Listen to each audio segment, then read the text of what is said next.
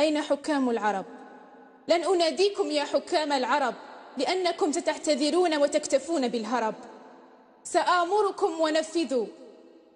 الحقائق قد كشفت وأقنعتكم المزيفة نزعت. يكفينا صمود، يكفينا تنفيذا لأوامركم. من عقابكم لا نخاف. أتحاسبوننا ونسيتم أنفسكم؟ أتعلمون المبادئ ونسيتم تعليمها لأنفسكم؟ أتدعون حبكم للإسلام ولم تقدموا له شيئا بعد؟ يكفينا، فالستار قد رفع، وفلسطين لم تكن سوى سببا لتكشف خيانتكم.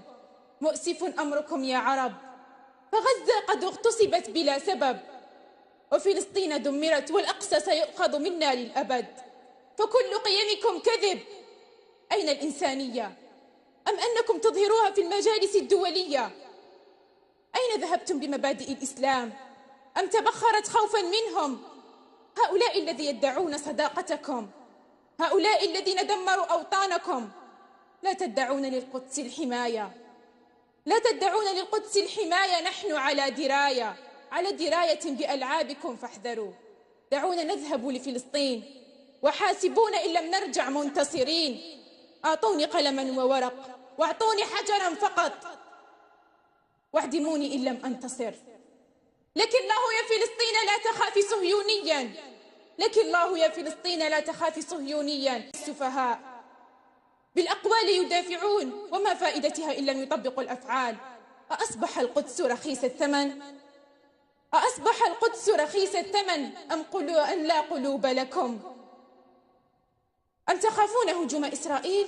أتخافون من دولة ليس لها حتى مكان على الخريطة؟ أصبح موت الأبرياء، أصبح موت الأبرياء المسلمين لا يهم.